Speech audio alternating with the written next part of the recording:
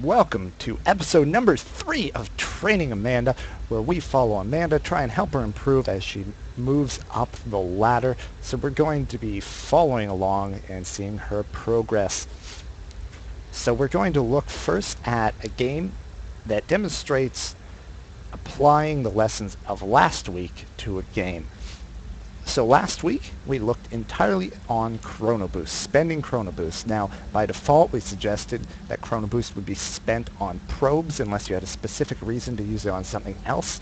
But that becomes more difficult as the game moves on, and you don't really need to build probes the entire game. Just once you get up to the 60 to 70 mark as Protoss, maybe a little over that, and then you're good. So then you can move on to spending it on upgrades, and pretty much anything you want, just as long as you're spending it, because that's free time removed on building of things. So we're just going to follow this game and watch the Nexus energy throughout the entire game and see how much better it is than when we looked last week. So here we have, we're keeping it low so far, 30 down under 10. Once again, it's 25 energy per Chrono Boost. Now that we have 2 Nexuses, we'll jump back and forth. Once this is done, we'll be able to follow it too. And see, 12, 20, 20, both around 30 here. Used up Chrono Boost, used up Chrono Boost. And spending again.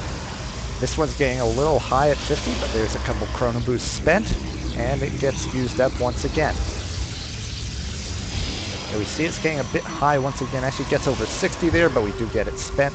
Keeping it low over here, again over 60, but spent once again. Very good, spent again. Keeping it low, keeping it low. Now a 3rd Nexus is coming up, so we'll be able to follow that in just a second. Energy very low on our 2 Nexuses here.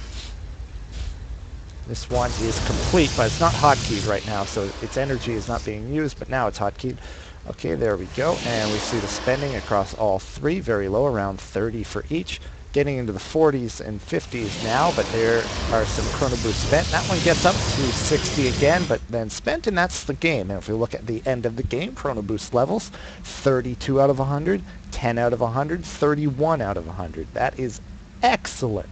Not just the end, state of that much, because you could have been at 100 the entire game and then spent it, but keeping it under 70 the entire game, that is like near professional level, and that's not even an exaggeration. You will see Nexuses get to 100 out of 100 on occasion in professional games as well, particularly as the game gets later. As you get several bases and there are fewer things to spend Chrono Boost on, you'll see it neglected a bit, and that's unfortunate. So we're working on all levels, and on this one thing we're looking very, very good. Now, while I don't have a professional level replay to look at by comparison, I will open up just quickly a game that I played in High Diamond just to compare a Protoss player at that level as well. So just a second here, we'll see an Antigua game was down here. Here we go. So we're just going to follow the Chrono Boost on this Protoss player. Now, I don't mean to, it's nothing against this player, not that there's not saying that there's anything bad, not saying that he's playing badly. It's just by comparison of different levels that you can see. It's not that if someone's at a higher league than you, playing at a higher level than you, that absolutely everything is better. So here we actually see that the Chrono Boost did actually get up to 100. Now, if you're doing a timing attack, like if you're Chrono Boosting out Warp Gate, that could get up to that point, but that wasn't the case, so that was a little high there. Now we'll still follow it along as we have 2 Nexuses, 40, 40, getting up to 50 there, but that's okay, spent it again. Over 70 now, this is a bit concerning, 80, 90, oh, spent it, okay. Now if it gets to 100, we're now wasting energy because we're not accumulating any energy. 100, 100. Accumulating, 80, 90, oh, that didn't quite get to 100, still spent. This one is still at 100, we've got a lot of Chrono Boost saved up here. We do have a 3rd Nexus going down, so you see here, it is now complete, it is now hotkeyed, so we can look at all 3. We've got 2 with 100, now is a battle going on, so we could be chrono boosting out units, but are we? That's the big question. Are we chrono boosting out units? Well, no, we're at 100 out of 100 the entire way through here. 100 out of 100, 100, 100. There's some chrono boost being spent. So that is good to see that. Okay, and now it's accumulating again.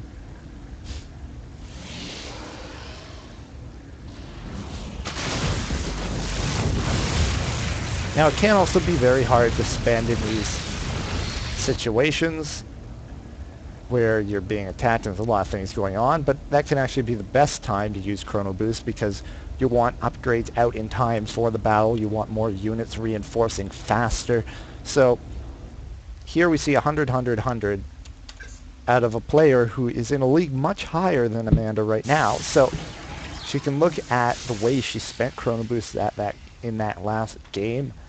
Very good. Like, can be very happy about that.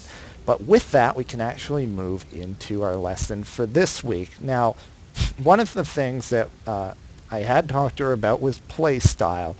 Not something in terms of lessons, but just what she feels comfortable with. And the play style that we locked in on and related it to planning, which was the first content of the first episode, was to play a defensive style, which should mean focusing on macro, getting up 3 bases, and building up a large death ball army. Now, the actual army composition was left purposely vague, just to not include too much, but that's what we're going to focus on this week, which is the death ball. What units do you actually want in that end game army? How do you want to win? And that's what we're going to look at first. So we're going to first look at, in terms of a game that demonstrates where the army composition was a bit lacking. So let me go ahead and bring that one up. Just a second here. Which one was that? I believe this was the replay we were looking for. So first we'll run through the game at high speed and then go back and see what happened within the game to cause a loss, see what went wrong. Scouting, going to see in here, doesn't get in time. So it's down, now going in for a 1 Rax fast expand, pretty standard, and in response we see a 1 Gate fast expand out of Amanda, so very good on both sides. Straight up standard macro play. Here we do have a Robo coming down on top of 3 gates. So very safe standard play. We look over here on Clint's side. He has up 3 racks and is getting a factory. So you will be able to get a starport and get out medevacs. Medevacs are a little late compared to a really crisp, good timing, but not too bad. And we have a standard, bio medevac play that he can put some pressure on with. We're going to see if he does anything, and there he goes, pushing out with those medevacs. This is the timing where he can do damage. However, he's going to sit here in the middle of the map. So he just has control over the middle. Now looking in to get a drop, moves in, drops in, picks off a little, and then moves back. So didn't do a lot, but picking off that assimilator is kind of annoying as the Protoss player. Amanda moves out to take control of the center. Now remember, the plan is not to move out until we have our endgame composition. We have a full maxed army, so that's just clearing the watchtower, which is very good, and actually comes out quite ahead with the making up some ground, while already, as she had already been a bit behind in army lost. We see a big, scary army here out of Clint. If we look at the actual unit supply, the economy is fairly similar. However, our Terran player actually isn't on 3 base as of yet, killing this off.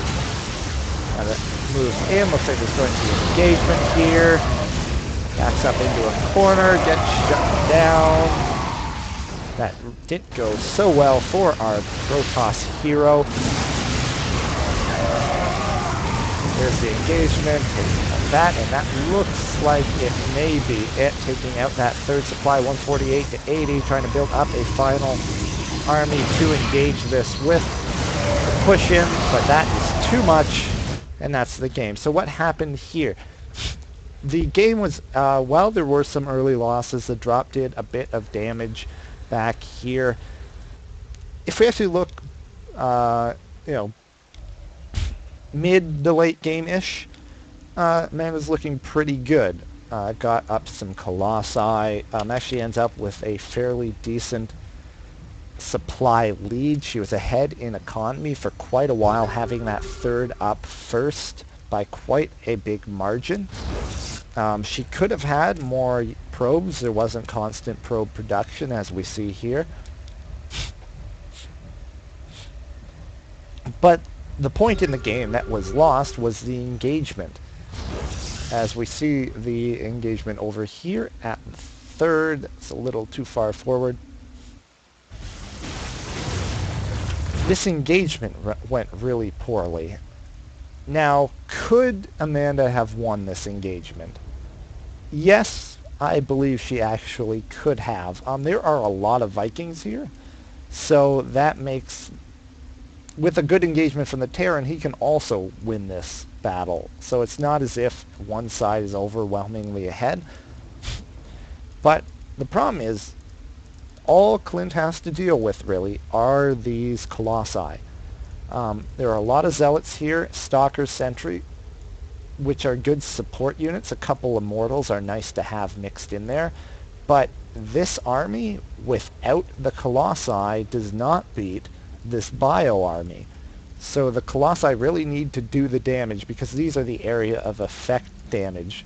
The Bio is small and clumps up very easily, which does two things. One, it creates very high damage per second within the area, because all these units can all be firing at once because they clump up together.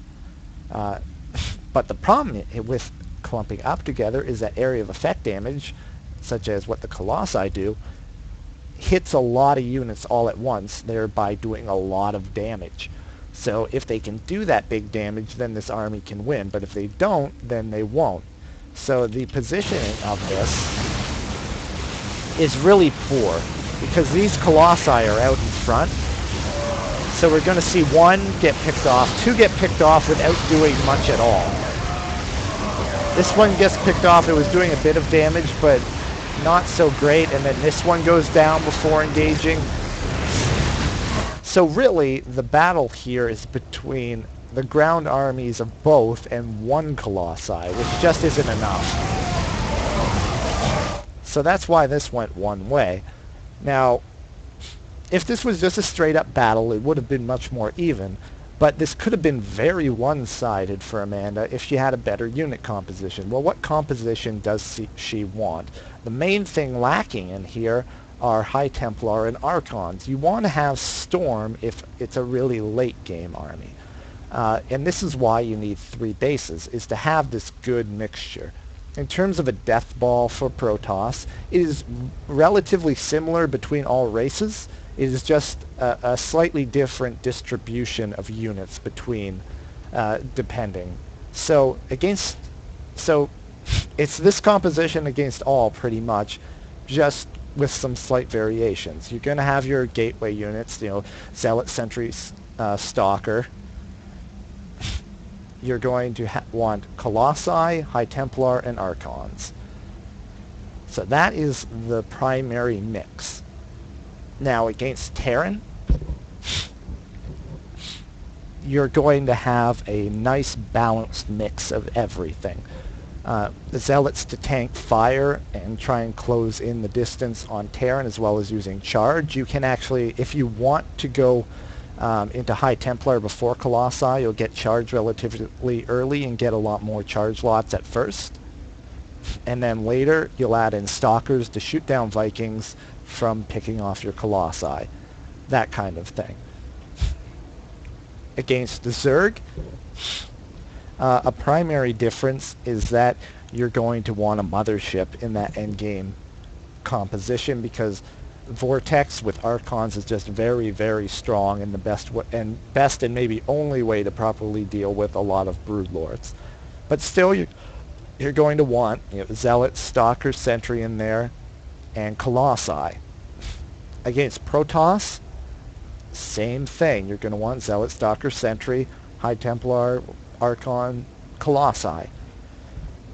The difference in Protoss is you're probably going to want a higher number of Colossi and these higher tech units than in other matchups, because you get to a critical mass where your opponent can't really deal with them. And you're probably going to have fewer Stalkers as the game goes on, as well as fewer Sentries. But the overall composition is relatively similar. So here we would have wanted to see storms raining down on this army. Archons would have helped tank. Now you'll see I didn't mention Immortals. I didn't mention, or any air units. Immortals, definitely nice to have in the composition. Void Rays, very nice to have in the composition. So they're helpful, but they don't need to be a primary focus. Immortals are more of a transition unit that you get before Colossi to help you hold any pushes and expand.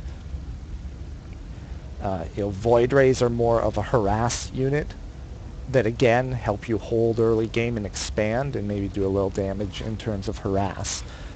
They are helpful in big compositions, but it's not worthwhile investing extra just to get them as part of your big death ball, is the main reason I don't focus on it too much.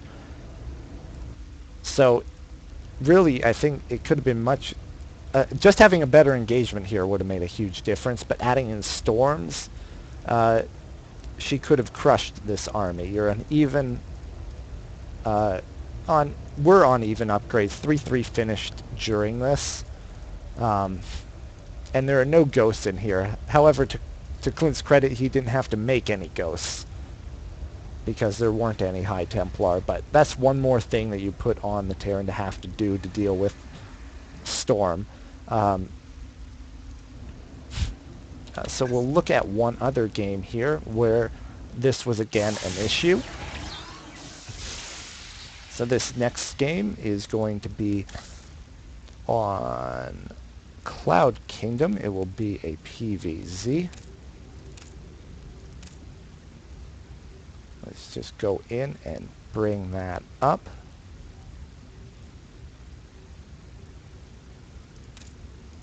Let me just find the game. This is it.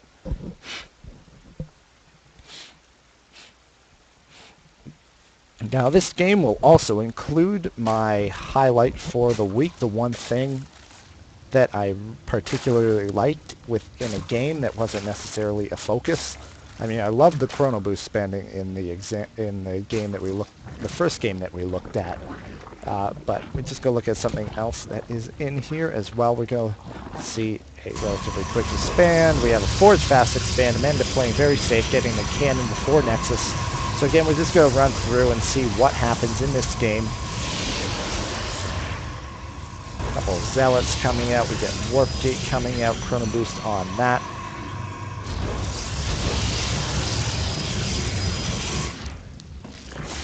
No quick third as of yet out of the Zerg. That is really late. So the Chrono Boost on the Warp Gate is valid given that. I don't think Amanda actually had vision, but knowing that that wasn't there, it's safe to do that. We see engagements here. Holding off. Pushing out again.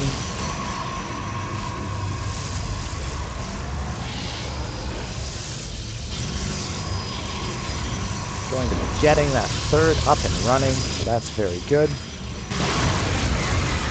Guys attacking in, but it does not work out, and now walls off.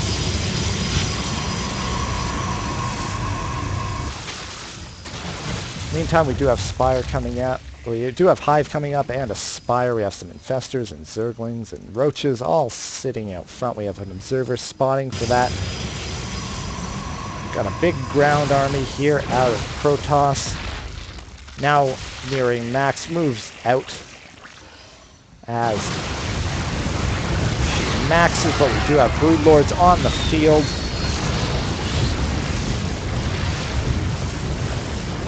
And not able to power through. Dropping quite a bit in supply, moves around. But again, the engagement does not go in her favor. And this is starting to go in the Zerg's favor entirely, pushing into the third, killing the third.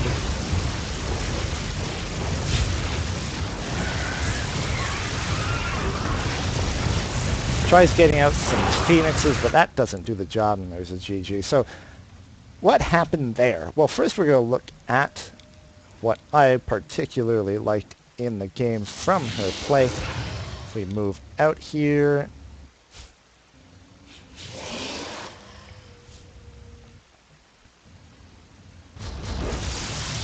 we're actually going to see a very solid expansion composition out of Amanda here. So this Sentry Immortal composition is very strong against roaches. Lings also it's also very good against Lings because of the number of force fields. Again, getting in more sentries, a few extra zealots because of how many Zerglings there are. So trying to move in and engage against this just doesn't really work if the force fields are there from the Protoss. But again, the onus is on the Protoss to be able to defend, so we get a bunch of Lings coming in here, force fielding off. Could have used a few force fields down here, but forcing the engagement by the cannons helps out. And all this aggression isn't doing anything, and the worker lead, there is no worker lead for Zerg, so looking very good. And basically able to hold that off, add in a bunch of Immortals to hold off any roach aggression. And trying to do this again is just not going to work.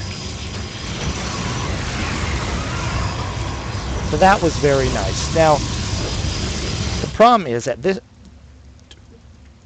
doing that and securing the third, there's been no advance in tech. We've added on a Twilight Council, which is good because that will help us further our upgrades, as well as get Blink, which is very effective against roaches and helps later when you can blink under Broodlords to focus fire them down. But Stalkers on their own aren't very good for taking out Broodlords because normally there's support with them, and if you blink under when there are a bunch of roaches and Zerglings and Infestors under there, it's just not going to work out. So you need some support army to be able to give you the opportunity to pick off those Broodlords. But Blink, very good to have. But we don't have any higher tech. What we really need to see here is a robotics bay for adding in Colossi. You need Colossi to deal with the ground units. They also help once Broodlords are out at clearing up Broodlings and limiting the damage that the Broodlings do. And it's just an overall part of your endgame army. So you need those earlier. You can do a push out around 16 minutes with a few Colossi to try and hit before Broodlords, if your timing is correct. But if we're looking at a late game army, we're going to have Colossi in there, and we're going to have a Mothership and Archons. Those are the most important things. Adding in Storm is nice, as Broodlords don't spread very well, so that can do additional damage against Zerglings. Storm does incredibly well, so that's also something you can do. If you want to be less gas heavy, you don't really need Storm. It's just a nice addition. You could go DTs, because DTs only cost 125 gas as opposed to 150 for High Templar. So DTs can do some harassment, give you map control, prevent bases from going up. We see here there's no detection here. No detection over here. So you could do DT harass. Playing defensively does not mean that you play completely passively. You can and probably do want to do harassment while sitting back and defending any sort of actual attacks. So DTs are one way to do that and help you add in Archons later on. And the Archons, aside from tanking and doing really well against Zerglings and doing bonus damage against any Zerg unit or building, because they do damage to biological, and everything Zerg is biological, they are primarily important because of the Mothership and Vortex. If you Vortex Broodlords and run your Archons into it, the Broodlords all clump up. The Archons hit the Broodlords all clumped up and do and do splash damage to all the Broodlords, so you can clear them up really quick if you hit a good vortex. And that is really hard to deal with as Zerg. You really have to avoid that vortex at all costs. If you split your Broodlords, for example, and you vortex half of them, well, then half the Broodlords are left over fighting the entirety of the Protoss army, and that's not going to go very well either. So that's why it's just very, very strong. And at full energy, a mothership will have actually 2 vortexes. Now, the mothership is a bit slow moving and has to come to a complete stop before casting the vortex. You have to avoid being neuroparasited by infestors, so you have to be careful about that. But overall, you need that against a lot of Broodlords. If you only have a few, a Death Ball with Colossi to clear out ground units and then blinking under the Broodlords will work as well. But once you get, 8, 10, 12 and up Broodlords, it's almost impossible to deal with as Protoss without that mothership.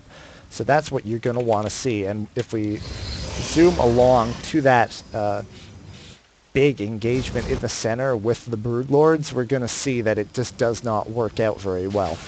And I'm not sure there was much else that Amanda could do in that position. Because if we look here, the engagement is actually at a choke. So any of the ground units actually can't engage, really, with Amanda's army. So that's actually really good for her.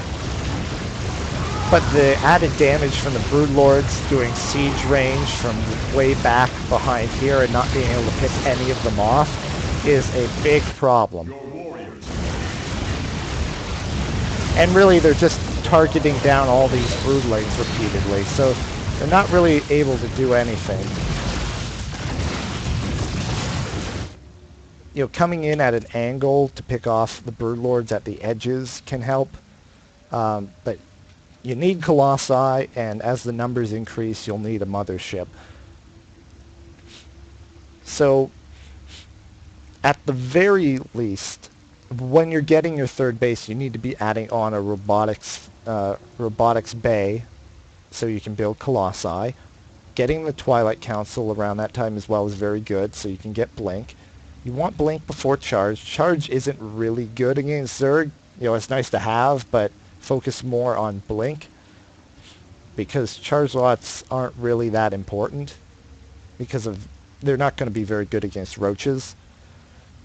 And they don't shoot up, so when the endgame is going into Broodlords most often, then it's not going to work out.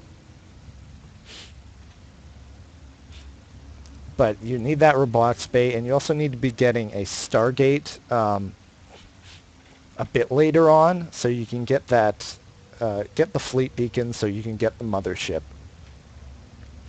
So the push out, if you're getting Colossi at a good time, would be like 3 Colossi at 16 minutes. So the end game, full mothership composition would be around 20 minutes.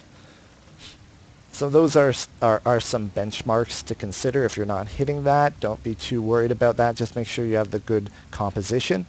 Now, another way you can look at, harassment, you don't have to just sit back, is as I mentioned, all of these parts of the Death Ball, you'll notice that's a lot of gas, which is why we have 3 base, but still a lot of gas. So you're going to have extra minerals. You're most often going to have extra minerals, so you can actually use Zealots for harassment, a Warp Prism as well. Just going around sending in Zealots, they don't cost you much because you just need more gas, but disrupting the Zerg economy, forcing multitasking, all those things, potentially picking off tech structures. Like if you had a Warp Prism here, there are no spine crawlers. If you picked off a Greater Spire, that would be huge. No more Broodlords. So that kind of thing can really help out as you move towards that very gas-heavy endgame Death Ball composition. Now we're going to look at the example game that I have for applying that. Now it is a PvP, which actually reminds me, before I forget anything else, we're actually going to look at some statistics from Amanda. We're first going to look at, the first episode was on June 4th. So we're going to start from June 3rd and go back for all the games in May and look at the statistics that we were working on. Amanda was 36 and 52 in that time, so having a bit of a rough time in that period at 40% win percentage. She was doing all right against Terran, being 50%, 14 and 14. A little behind that was PvP, 16 and 20, and having a lot of hard time with Protoss versus Zerg at 6 and 18. If we look at since then,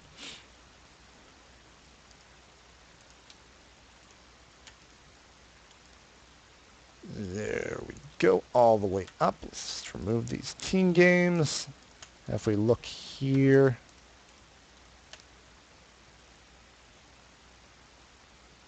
okay. And if you look at the replay analysis there, 61 and 43, 58%, much better. If we look at the matchups, and we'll see PVT still her best at 70%. PvP, a big swing around 23 and 13. Excellent. Still having a lot of trouble with PvZ at 10 and 18. So we do want to pick up that PvZ. Unfortunately, as I was saying, this example, because of time constraints, will be PvP.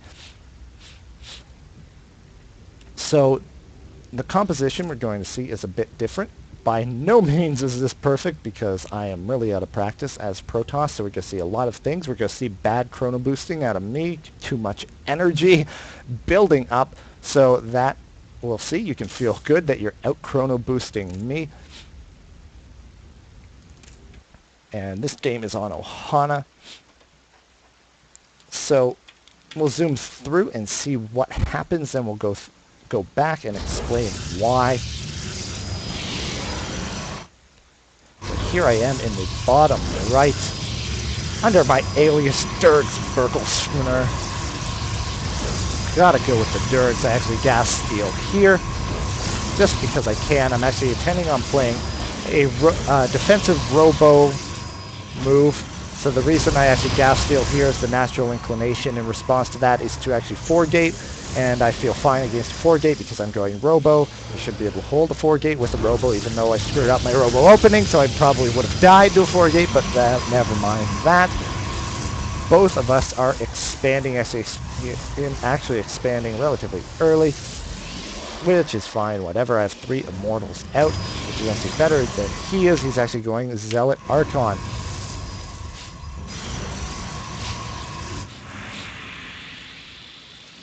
So he actually has an Observer here. I didn't actually know that.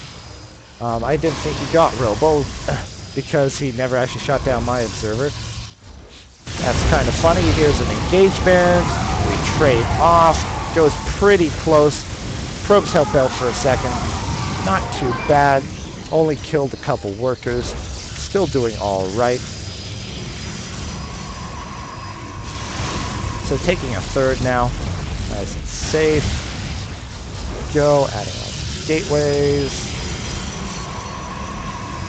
He's still on Zealot Archon, going to be moving out. Moves down the map, not able to do anything, actually taking a 4th here just because he has so many minerals banked up.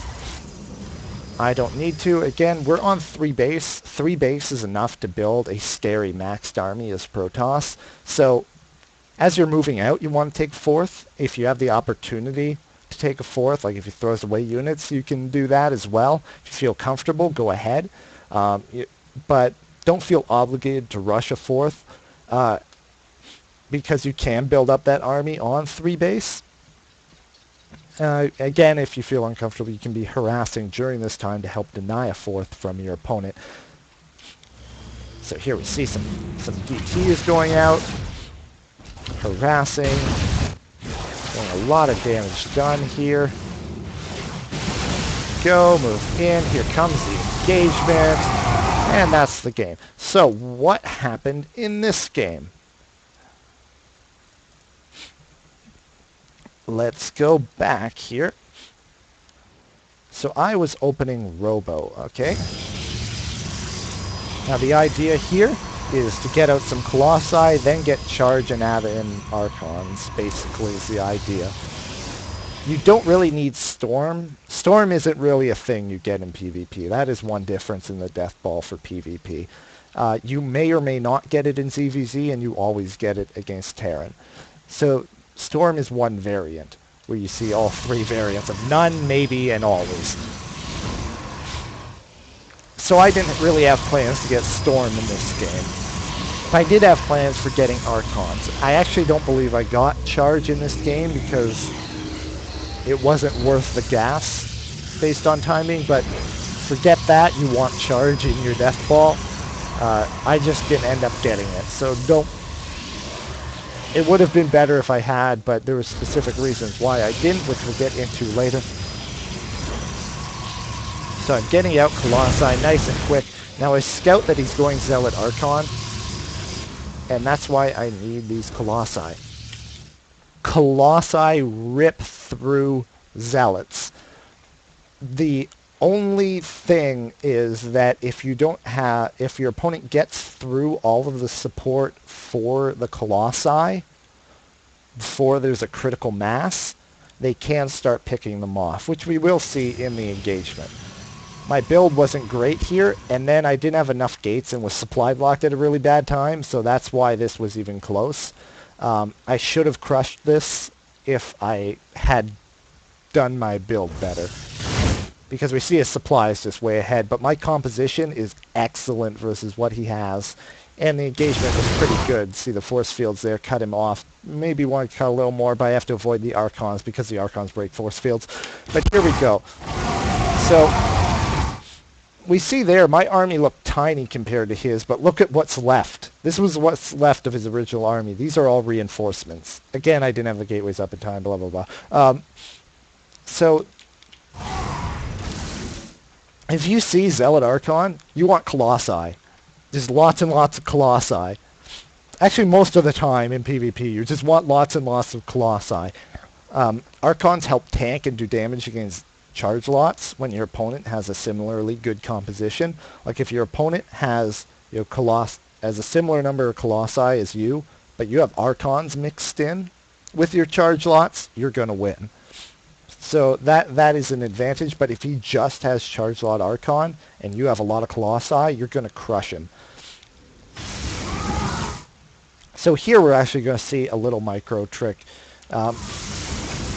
My probes are attacking, but now here, once I'm blocking them off, I put them on hold position.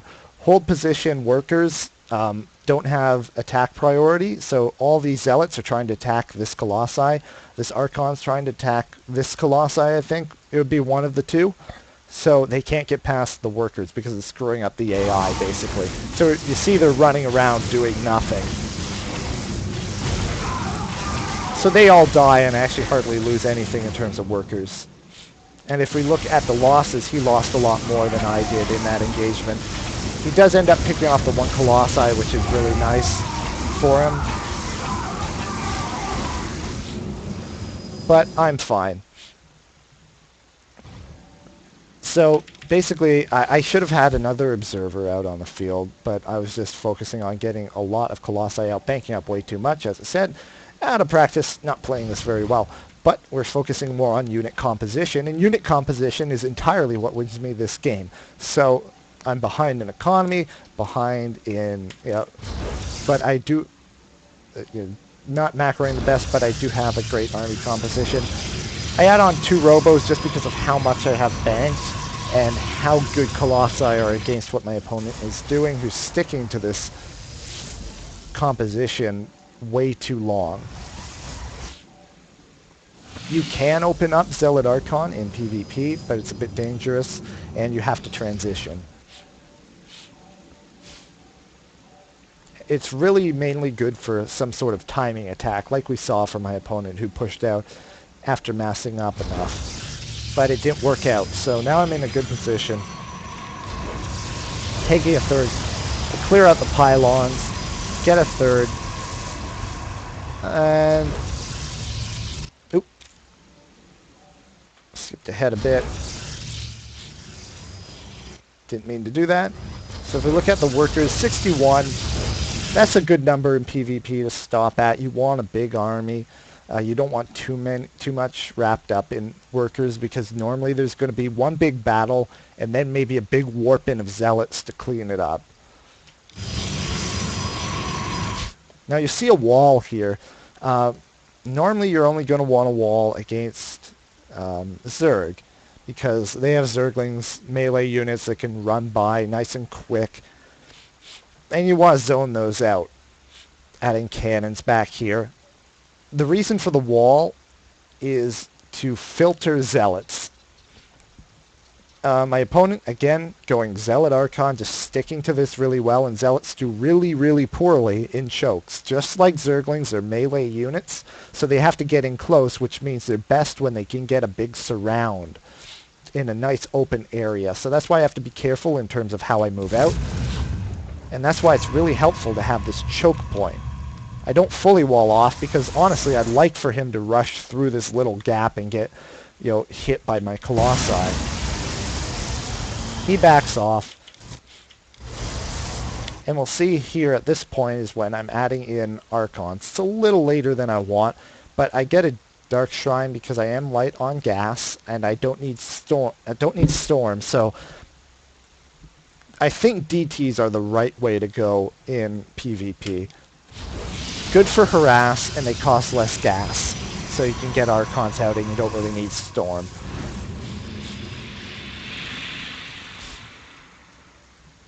Now, I would have kept these DTs with my army. There's actually something subtle going on here. My observer follows his army movements, and it never gets shot down.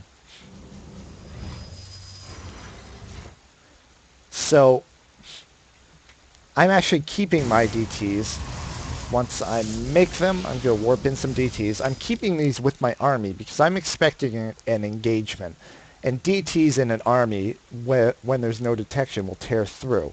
So I know his observer isn't with his army because my observer is there. And if his observer was there, then he would have just killed my observer. So I actually don't think he ever got a robo, because I've never seen a robo unit, and his observer, he doesn't have an observer with him.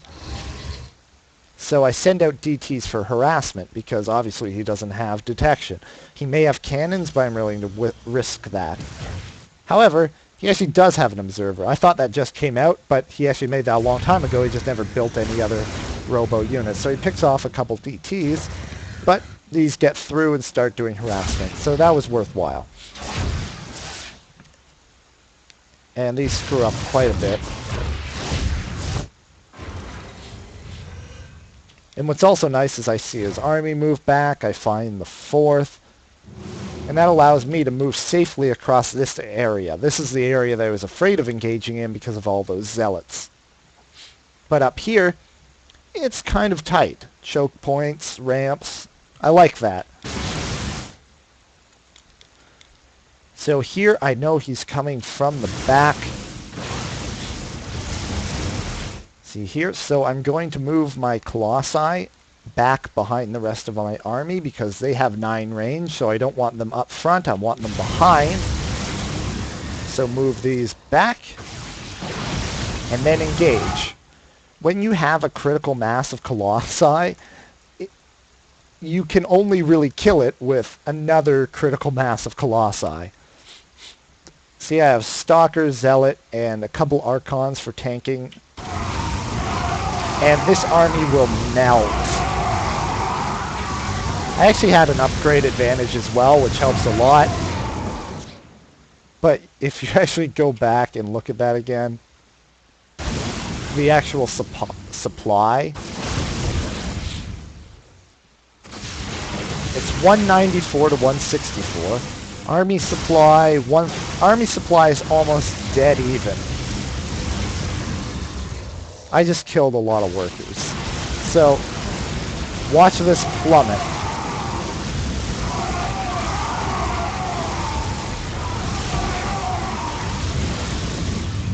So our army supply was basically the same, but mine crushed his because of largely just having a lot of Colossi and units to tank underneath.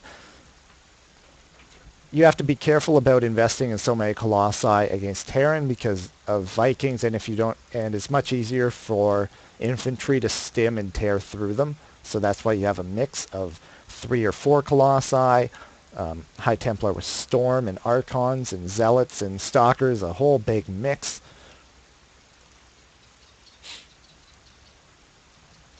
Against Zerg, you're going to eventually move in. Zerg is usually going to move into Broodlords, and Colossi are nice for cleaning up Broodlings, but they can't shoot up, so you don't want too much supply wrapped up in those. So that's pretty much how that works out.